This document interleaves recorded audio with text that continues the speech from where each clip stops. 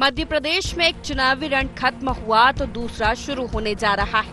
विधानसभा चुनाव के बाद लोकसभा चुनाव की तैयारियां शुरू हो गई है। बीजेपी और कांग्रेस दोनों ने चुनाव की शतरंजी बिसात पर अपनी अपनी गोटियां बिछानी शुरू कर दी है। बीजेपी में सत्ता और संगठन दोनों को इलेक्शन मोड पर आने का निर्देश दे दिया गया है। मुख्यमंत्री डॉक्टर मोहन यादव ने कैबिनेट विस्तार के साथ ही अपने मंत्रियों को कह दिया कि सरकार का पहला प्रण लोकसभा चुनाव में मध्य प्रदेश में क्लीन स्वीप करना है। इसके लिए संकल्प पत्र के सभी संकल्प पूरे करने ही हैं। साथ ही नई योजनाओं, घोषणाओं के क्रियान्वयन और मोदी की गारंटी पर भी अमल करना है। उधर भाजपा संगठन भी मंत्रियों, सांसद, विधायकों और वरिष्ठ नेताओं को चुनावी मैदान में उतारने जा रहा है। मंत्रियों को लोकसभावार जिम्मेदारी दी जा सकती है। भारतीय जनता पार्टी एक जीवंत संगठन है। 24 घंटे सातों दिन संपर्क, संवाद और अपने काम में लग जाना। तो निश्चित ही विधानसभा चुनाव समाप्त होने के बाद 29 के 29 लोकसभा जीतना भारतीय जनता पार्टी के एक कार्यकर्ता का लक्ष्य है, जो इस बार हर कार्यकर्ता पूरा करके ही मानेगा। उधर कांग्रेस भी विधानसभा चुनाव में मिली हार की समीक्षा के साथ ही लोकसभा चुनाव के लिए कमर कसने लगी है। कांग्रेस को सीटें भले ही कम मिली हो, वो चुनाव में कार्यकर्ताओं के जोश को लोकसभा चुनाव तक बनाए रखना चाहती है। मध्य प्रदेश के नवनियुक्त प्रदेश प्रभारी भंवर जितेंद्र सिंह ने खुद मोर्चा संभाल लिया।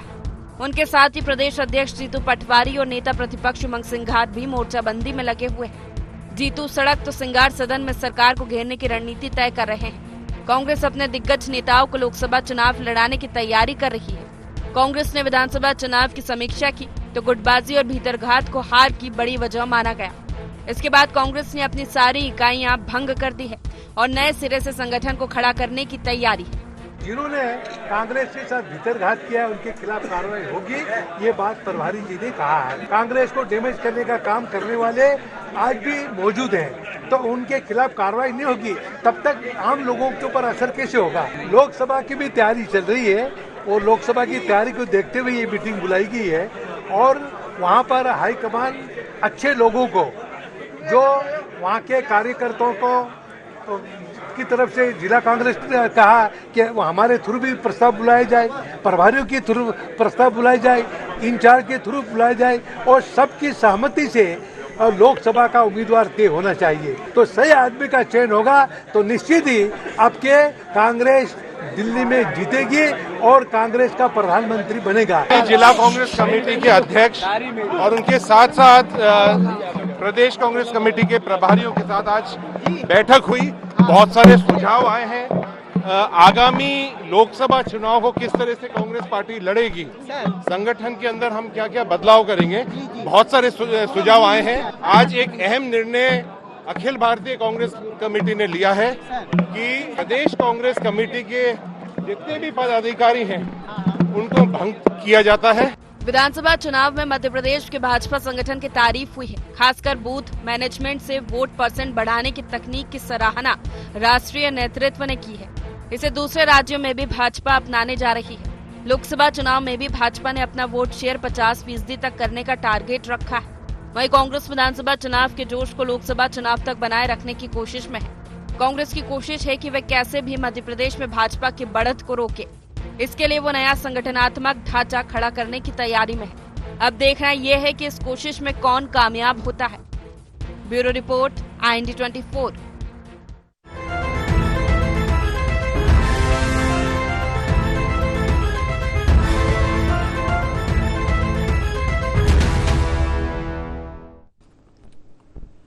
नमस्कार, IND एजेंडा अगला प्रण 24 का रण में आपका स्वागत है। मैं हूं आपके साथ नवीन पुरोहित। चर्चा को विस्तार देंगे, उसके पहले IND एजेंडा के मुख्य बिंदुओं की तरफ एक निगाह डालते। विधानसभा चुनाव खत्म होते ही क्यों शुरू हो गई लोकसभा चुनाव की तैयारी? लोकसभा चुनाव की तैयारी में कौन पड़ रहा किस पर भारी? क्या लोकसभा चुनाव में क्लीन स्वीप का टारगेट पूरा कर पाएगी भारतीय जनता पार्टी? विधानसभा चुनाव हारी कांग्रेस के पास लोकसभा के लिए कौन सा ब्रह्मास्त्र? नमस्कार, इन्हीं सवालों के साथ चर्चा में आप सबका पुनः स्वागत है। मैं हूं आपके साथ नवीन पुरोहित।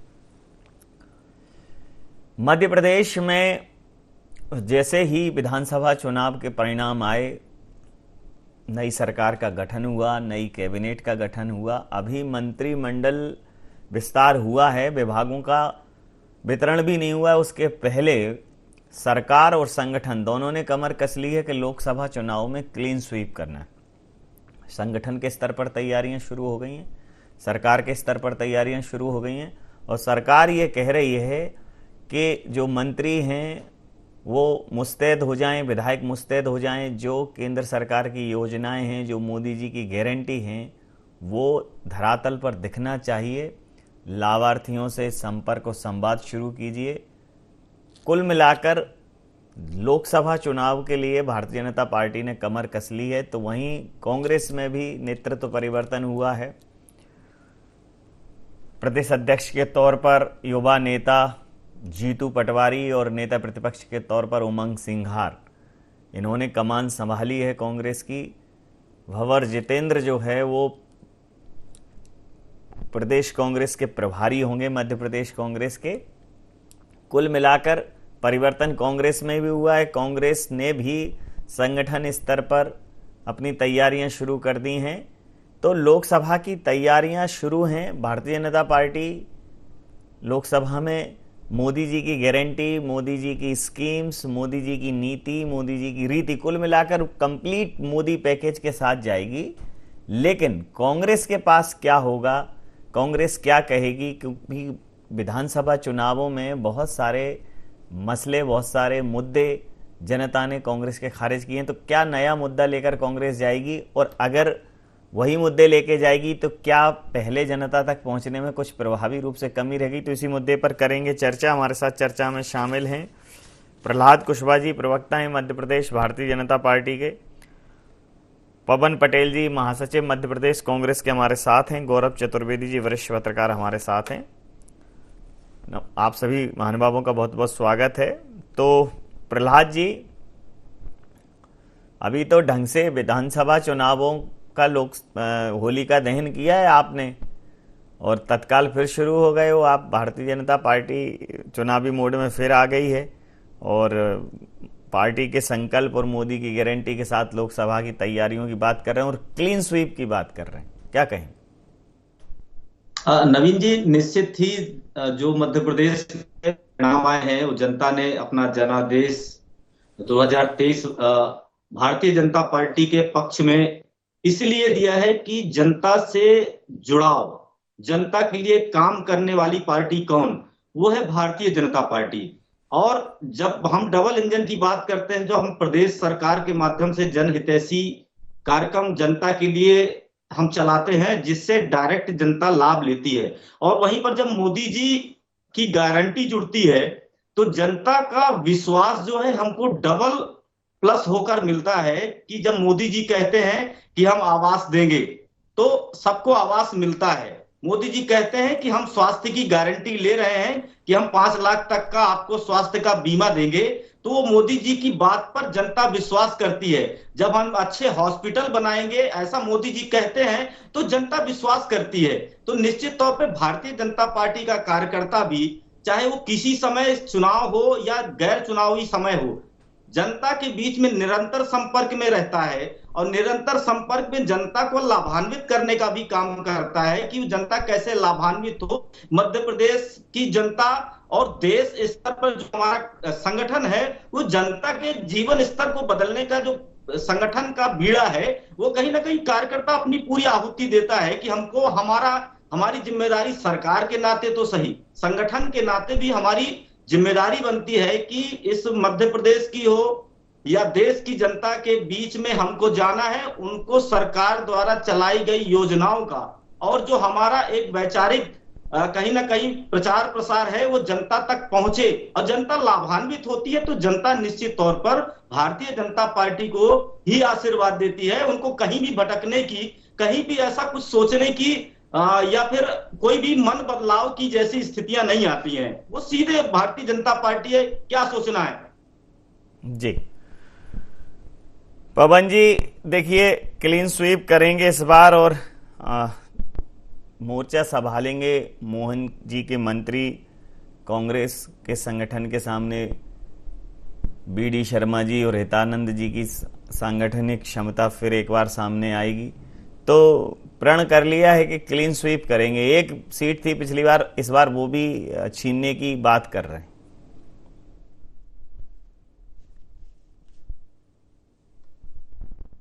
अपना प्रण का डेफिनेशन क्या होती है, उनके प्रण हमेशा बदलते रहते हैं।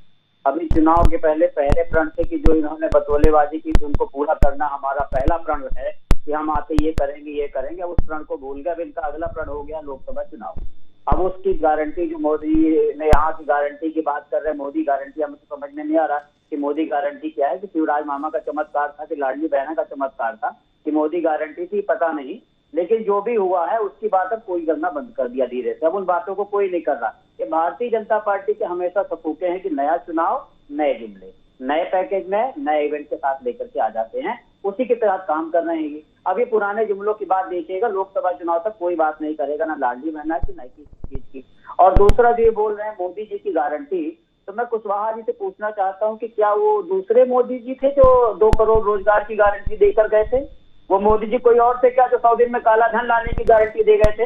वो मोदी जी कोई और थे क्या जो 2 करोड़ रोजगार देने की वादा करके गए थे? वो मोदी जी कोई और थे क्या कि जो इतने सारे झूठ बोल करके लाए? किसानों की आय दुगनी करने की बात करी, किसान, उनके 750 किसान मोदी जी के राज में शहीद हो गए हैं। तो क्या यार वो मोदी जी दूसरे थे या मोदी जी की वो गारंटी दूसरे समय में अलग समय में की गई, या इस बार की गारंटी पे कैसे विश्वास कर लेगा? ये कुछ नहीं, जो इन्होंने एक वर्ड बोला है मोदी मैजिक, ये मोदी मैजिक का कमाल है। उस मैजिक के पीछे कोई ना कोई मैकेनिज्म का कमाल है। मैजिक जिस तरह जादूगर के आप जाओगे जादू का शो देखने, मैजिक वो आंख में पट्टी बांध देता है। सच्चाई से कोई सरोकार नहीं। आप जैसा जादूगर दिखाएगा वैसा दुनिया को दिखने लगता है, वैसे हारा हारा दिख करके ये जीत जाते हैं। अब जीतने के बाद जो पट्टी धीरे धीरे हटती है तो उसके बाद समझ में आता है। तो हम विपक्ष के नाते हमारा फर्ज है कि हम उन लोगों के आंखों से वो पट्टी हटाएंगे और भारतीय जनता पार्टी को मजबूर कर देंगे कि जो बतौलेबाजी की थी उन बतौलेबाजी को ग्राउंड में पूरा करें। जी गौरव जी, अब तो पार्टी का संकल्प और मोदी की गारंटी, कुल मिलाकर अभी विधानसभा चुनाव ही मोदी जी के चेहरे पर लड़ा है और अप्रत्याशित सफलता मिली है मध्य प्रदेश भारतीय जनता पार्टी को। छत्तीसगढ़ में भी भारतीय जनता पार्टी को सफलता मिली। निश्चित रूप से हौसले बुलंद होंगे। लोकसभा चुनाव तो मोदी जी के नाम पर ही होता है, लेकिन अब देखा जाए तो मध्य प्रदेश की वर्तमान सरकार, मध्य प्रदेश का वर्तमान का जो नेतृत्व है, मंत्रिमंडल है, कहीं ना कहीं चाहे तो कांग्रेस के लिहाज से कहेंगे तो ये केंद्र के इशारे पर है, या भारतीय जनता पार्टी के लिहाज से कहेंगे तो डबल इंजन की सरकार है। एक बहुत अच्छी कॉम्पिटेबिलिटी है, बहुत अच्छा तालमेल है। अब तो सबको एक ही रिस्पॉन्सिबिलिटी है, जो भी मंत्रियों के इंटरव्यू करो, आप बड़े नेताओं के करो, कि मोदी जी की गारंटी, मोदी जी के संकल्प को पूरा करना है। तो मोदीमय है, क्या कहेंगे? नवीन जी बिल्कुल सही बात कह रहे हैं। आपकी सरकार मोदीमय है, डबल इंजन सरकार है। बट जो लोग मंत्री बनने की चाहत रखे हुए थे, जिन्हें दरकिनार किया गया है, वो कितना सपोर्ट करेंगे ये भी महत्वपूर्ण है। योजना तो सरकार बना लेगी, उसको लोकप्रियता को बढ़ाने का काम करेंगे, वही विधायक उसे जन जन तक पहुंचाने का काम करेंगे। ऐसी परिस्थिति में क्या आगे भविष्य तय होता है, क्योंकि जो एक हताशा बड़े बड़े नेताओं में भर गई। लगभग ऐसे 80 नेता थे जो सीनियर लीडर्स के तौर पर माने गए थे, जिनको मंत्रिमंडल में जगह मिलना थी, लेकिन क्योंकि मंत्रिमंडल की एक लिमिटेशन थी इसलिए उनको जगह नहीं मिली। बट उसके बाद भी जो कद्दावर चेहरे बाहर रह गए हैं, वो कितने दिल से काम कर पाएंगे, ये महत्वपूर्ण हो जाता है। हालांकि वर्तमान परिस्थिति में आपने जो कहा कि जो हौसले बुलंद है मध्य प्रदेश में भाजपा के, मोदी जी के हौसले जो बुलंद हैं, उसमें तो आज की स्थिति में यही दिखाई दे रहा है कि मध्य प्रदेश में भारतीय जनता पार्टी मजबूत है। कांग्रेस अभी नई कवायद शुरू कर रही है। कांग्रेस ने आज से कुछ नए स्टेप्स उठाना शुरू किए, लेकिन उनके पूरे होने में संशय है, क्योंकि समय कम है। इतने कम समय में वो लगातार वो मेहनत नहीं करते जो भारतीय जनता पार्टी 5 साल 365 दिन करती रहती है। तो ये देखना दिलचस्प रहेगा कि भाजपा के बड़े नेता कितनी मदद करते हैं और कांग्रेस उस गैप को कैसे फिल करने की कोशिश कर पाती है। प्रहलाद जी, कई बड़े नेताओं को मौका नहीं मिला, कई नए नेताओं को मौका मिला, कई वरिष्ठ दरकिनार कर दिए गए या इस बार उनको शामिल नहीं किया गया, तो एक आशंका ये जताई जा रही है कि कहीं आपके जो वरिष्ठ हैं वो लोकसभा चुनाव में आक्रोशित ना हो जाएं, इनका कोई तनाव ना दिखे, उसका कोई असर ना हो सकता है कि वो पार्टी के लिए पण प्राण से काम न करें, ऐसा हो सकता?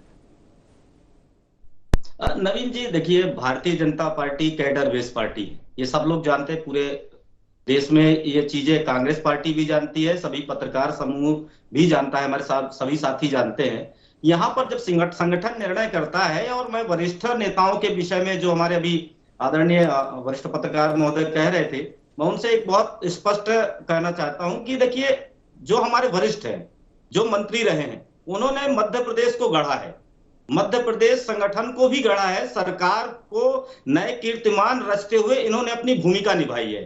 तो जब एक घर का बड़ा बुजुर्ग कहीं ना कहीं अपनी जिम्मेदारी नई पीढ़ी को देता है, या हमारा एक घर परिवार बड़ी नई जिम्मेदारी की ओर अग्रसर होता है, तो निश्चित वो देखता है कि नई पीढ़ी कैसे बेहतर काम करे, और वो अपनी भूमिका इसलिए नहीं कहता कि मैं पीछे अब मैं ये करूंगा, लोकसभा का चुनाव आ रहा है। हमारे नेताओं में इस प्रकार का कोई विषय नहीं है। हमारे सभी नेताओं को एक बड़ी जिम्मेदारी के साथ मध्य प्रदेश की जनता की सेवा करने के लिए यहां पर सभी को जिम्मेदारी है। संगठन अपने पोलिंग स्तर तक, हमारे माननीय प्रदेश अध्यक्ष विष्णुदत्त शर्मा जी लगातार प्रदेश अध्यक्ष रहने के बावजूद, मतलब आप सोचिए कि लोग जब जनप्रतिनिधि बनते हैं, मुख्यमंत्री होते हैं, मंत्री होते हैं, तब घूमते हैं, लेकिन हमारे प्रदेश के अध्यक्ष आप देखिए कि लगातार पोलिंग स्तर तक उनके प्रवास होते हैं।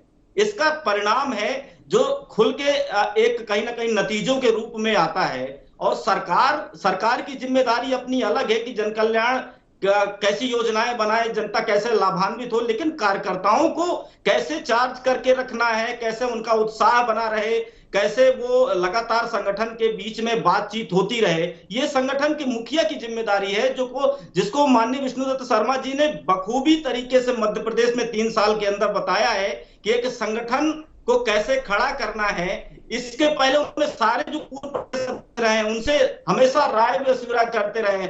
ऐसा नहीं किया उन्होंने कि जो अभी कांग्रेस पार्टी के अंदर चल रहा है कि अब सारी क्या गुटबंदी खत्म, यानी आप स्वीकार कर रहे हो कि इसके पहले गुटबाजी थी। ऐसा हमारी भारतीय जनता पार्टी के संगठन में कतई नहीं है। जो पूर्व मंत्री हैं वो भी अपनी बेहतर जिम्मेदारी का निर्वहन करेंगे, और 29 की 29 सीट सरकार और संगठन के माध्यम से भारतीय जनता पार्टी 2024 के चुनाव में 24 कमल के फूल नरेंद्र मोदी जी को भेंट करेंगी। जी, 24 कमल के फूल, मतलब आपने 5 कम कर दिए? नहीं, मैंने 24 में 29 कमल के फूल। अच्छा, 24 में 29 कमल के फूल नहीं, 24 में 24 कर दो तो 3-4 कम। वैसे अगर ये 24 में 24 दे रहे हैं तो पवन जी खुश हो गई ये सुन के कि चलो कम से कम 5 तो मिली। क्यों पवन जी?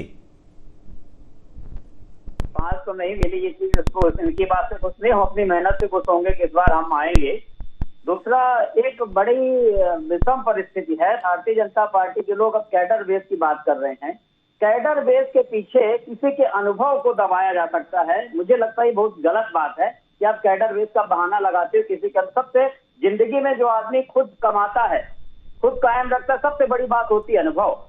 ये आदमी कहता है भले हम सफल हो ना सफल हो, लेकिन हमें एक्सपीरियंस मिला, हमें अनुभव मिला। वो अनुभव बड़ा अमूल्य होता है, लेकिन भारतीय जनता पार्टी में मोदी जी के अनुभव के आगे किसी दूसरे अनुभव की कोई कीमत नहीं है। आप राजस्थान में देखिए, वहां पहली बार के विधायक को आपने मुख्यमंत्री बना दिया, बहुत अच्छी बात है, लेकिन जिस चीज का अनुभव किसी व्यक्ति को होगा, जो सरकार चला चुका सब चीज, उनको तो समझते समझते 5 साल लग जाएंगे। तो ये भारतीय जनता पार्टी हमेशा जो आपदा में अवसर करती है, हमेशा जो गलत बात भी होगी उसको भी अपने पक्ष में करने में इनको महारत हासिल है। ये कुछ भी करेंगे तो बड़े अच्छा करेंगे। अभी हमारे बोले कुशवाहा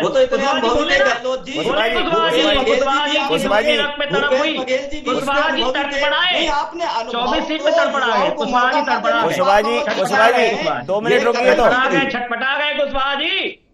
अरे कुछ नहीं अब मैं बोलूं? कुशवाहा जी धैर्य रखिए, मुझे सुनिए मेरी बात।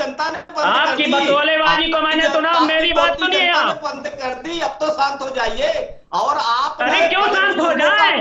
तुम्हारे मोदी मैजिक के कारण शांत हो जाए, तुम्हारी बतौलेबाजी के कारण शांत हो जाए। जो आप अपने सीनियर लीडर को कभी आप तवज्जो नहीं अरे यार ये बतौलेबाजी पकड़ कुशवाहा जी जबरदस्ती सुनेंगे नहीं बात को। बोलो अब आप। मध्य प्रदेश की जनता इस प्रतिष्ठित बोलिए पवन जी बोलिए। अरे इनकी तानाशाही की ऐसी कि तैसी इस बार जो तुम्हारी तानाशाही चल रही है ना, आपके मंत्री जो सीनियर मंत्रियों को आपने किया है वही आपको मजा चखाएंगे। आप साथ में बोलने लगते हो, जब आपकी बतौलेबाजी को हमने सुना तो आप भी मेरी बतौलेबाजी को सुनिए। इस तरह की जो आप शब्दों का उसका प्रयोग जवाब करेंगे दीजिए तो फिर निश्चित तौर पे मध्य प्रदेश की जनता बार बार आपको पटक नहीं देगी। आप निश्चिंत रहिए। 29 में से एक दिन का पवन जी आज क्या हो रहा है? आज आप चुनाव में रहे हो, आपको देखिएगा। अरे कूदते रहो यहीं पे डिबेट में आप। जिस दिन मोदी मैकेनिज्म का पता पड़ेगा उस दिन सपोर्ट बट्टी खुल जाएगी। जब मेरी जब हम बता रहे हैं बता दो ना, प्रदेश की जनता गोपाल भार्गव में काबिलियत नहीं थी। शिवराज सिंह चौहान का भले आपने मोदी का कह दिया, लेकिन शिवराज सिंह चौहान का बहुत बड़ा योगदान था सरकार बनने में। आपने उनको दरकिनार कर दिया। अब कोई दूसरा मोदी, कोई अमित शाह इस दुनिया में नहीं बन पाएगा क्या? अरे अनुभव होता है, अगली बार मोदी जी प्रधानमंत्री नहीं बनेंगे ना, आप तो मोदी जी भी दूसरे को दे देंगे अपनी कुर्सी के कारण ही आपको जो मैंडेट मिला आपको समझ जाना चाहिए। आप जिस प्रकार बोलते के जाओ शब्दों का प्रयोग करेंगे तो बहुत अच्छा है। नहीं चलिए हो गया। अब सुन ले पवन जी की थोड़ा सुन लेते हैं। पवन जी हाँ बोलिए। मेरा निवेदन ये था कि ये भारतीय जनता पार्टी के लोग आम जनता को जो वादे करते हैं उन वादों को कभी पूरा करते नहीं है। उन वादों पे कोई बात नहीं करेगा। ये कर्जा लेंगे, अभी कल डिबेट थी तो हम बोले फिर से आप 25,000 करोड़ का कर्जा ले रहे हो, तो पता नहीं कहां का ब्याज का कैलकुलेशन बताने लगे कि पहले हम ब्याज कम देते थे अब ज्यादा देते थे। अरे महाराज हम एक सिंपल से आदमी, हम बता रहे पहले तुमने कर्जा लिया, फिर लाली बहना के लिए घोषणा किया, फिर सरकार बनती, फिर तुम बोल रहे हो कि हम 25,000 करोड़ का कर्जा ले रहे हैं। अब उसमें भी बताएंगे कि हम 500 के नोट का कर्जा नहीं लिए, हम 200 के नोट का लिए हैं, उसमें भी महानता दिखाएंगे। तो समझ से बड़ा परे है कि इनके किस पैमाने को हम सही समझे, किस पैमाने को गलत समझे, यही नहीं समझ पा रहे हैं। ये बेरोजगारी नहीं देंगे, कहेंगे पकौड़े तोलो में भी बड़ी बात करेंगे।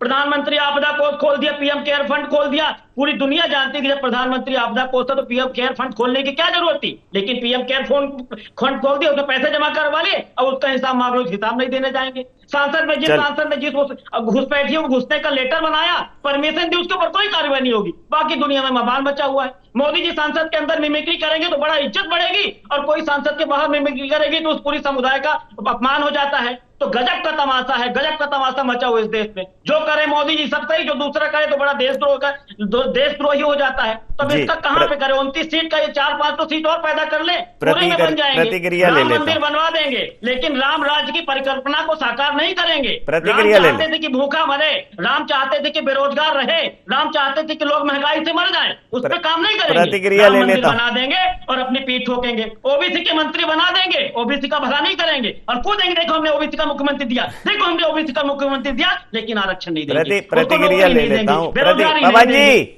हो गया, देख तमाशा मचा है। अब ये तमाशा देख रही है जनता, क्या करें? आप तमाशा उन्हें पसंद आ रहा है, आप दूसरा सही तमाशा करिए। खैर प्रतिक्रिया ले लेता हूं। सर एक चुनौती है, अभी प्रदेश कार्यकारिणी एक तरह से भंग कर दी है, तो अब नया पूरा सांगठनिक ढांचा खड़ा करना होगा। लगे हाथ चुनाव हैं, 3-4 महीने का वक्त है, तो जीतू पटवारी युवा ऊर्जावान क्षमतावान नेता हैं, ये उनकी अग्नि परीक्षा भी है। और ये तमाम जो मुद्दे हैं जनता तक अगर सही तरीके से पहुंचेंगे तो कांग्रेस को हो सकता है अच्छा रिस्पांस मिले। और अगर कांग्रेस एक कड़ा प्रतिरोध खड़ा करती है जो क्लीन स्वीप है, अगर कांग्रेस 29 में से 9 सीटें भी ले आती है तो एक बड़ा प्रतिरोध सामने दिखाई देगा कि लोकसभा में इतना अच्छा परफॉर्म किया जबकि विधानसभा में नहीं कर पाई थी। अमूमन ऐसा हो रहा है कि विधानसभा में कांग्रेस अच्छा परफॉर्म कर रही है लेकिन लोकसभा में एकदम पत्ता साफ हो जाता है। क्या कहेंगे? नवीन जी, मोटे मोटे तौर पर अगर देखा जाए कार्यकारिणी भंग करना कोई बहुत बड़ा काम नहीं है। जो अगली कार्यकारिणी बनना उसमें भी वही जो पुराने चेहरे थे उनको कुछ नई जवाबदारियां दे दी जाएगी, ऊपर नीचे कर दिया जाएगा। इससे हटकर तो आपके पास कोई लीडर है नहीं, आपके पास कोई नेता नहीं है, कार्यकर्ता नहीं। जो ग्राउंड लेवल पर कार्यकर्ता थे उनको तैयार अभी तक उतना नहीं किया जा सका जितना कर लेना चाहिए था। तो सबसे बड़ी बात है कि जो पदाधिकारी थे वही पदाधिकारी रहेंगे, बस उनको जवाबदारी नए सिरे से सौंपी जा सकती है। कार्यकारिणी का जो फ्रेम है उसको छोटा बड़ा किया जा सकता है, बाकी इससे कोई नई चीज तो होने की संभावना नहीं। जो सबसे बड़ी चीज है कि कार्यकर्ता का जो मूल कार्यकर्ता है उसके भाव को जागृत रखना सिर्फ जिंदा दिखने वाली बात नहीं है, जिंदा होना भी जरूरी है। तो इस पर जितना ज्यादा काम अगर कांग्रेस कर लेगी उतना कांग्रेस को फायदा मिलेगा। अदरवाइज जो गुटबाजी और बाकी चीजों के कमियों के कारण जो कांग्रेस ने नुकसान विधानसभा चुनाव में उठाए वो कि वही नुकसान फिर आगे भी उन्हें उठाना पड़ेगा। बिल्कुल सही कहा आपने। समय सीमा के चलते मैं ये चर्चा यहाँ समाप्त करूंगा। आप समस्त महानुभावों का बहुत बहुत धन्यवाद, आभार।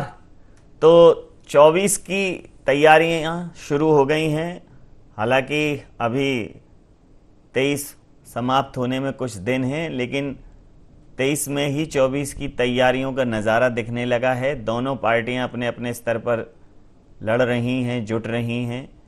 अगर देखा जाए तो भारतीय जनता पार्टी ने एक बड़ा संकल्प लिया है, क्लीन स्वीप। हालांकि वो उसके बहुत नज़दीक है। पिछली बार उनकी 28 सीटें थी, उन्हें एक ही सीट छिंदवाड़ा की सीट पर अगर उन्हें विजय प्राप्त करनी है तो थोड़ा और काम करना होगा। लेकिन कांग्रेस कह रही है कि उसके पास बहुत मुद्दे हैं और इन मुद्दों को भले ही विधानसभा चुनाव में जनता ने नकार दिया हो, लेकिन तमाम राष्ट्रीय और स्थानीय मुद्दों को लेकर वो जनता के पास जाएगी और जनता को समझाने की कोशिश करेगी कि वो लोग भ्रम में हैं, एक माया जाल में हैं, एक अतिरेक का शिकार हैं। अब समझा पाएगी कांग्रेस के नहीं समझा पाएगी। और भारतीय जनता पार्टी बहुत कॉन्फिडेंट है कि कांग्रेस की न नीयत है, न नीति है, न नेता है, वो ये कहते ही हैं। तो देखना दिलचस्प होगा कि 24 में कौन किस आंकड़े को छूता है, कौन क्लीन स्वीप करता है, या कांग्रेस एक बेहतर आंकड़े के साथ अपने आप को भारतीय जनता पार्टी के समक्ष एक कड़े प्रतिरोध के तौर पर खड़ा करती है। IND एजेंडा में इतनी। आप बने रहिए IND 24 के साथ और देखते रहिए IND 24। नमस्कार।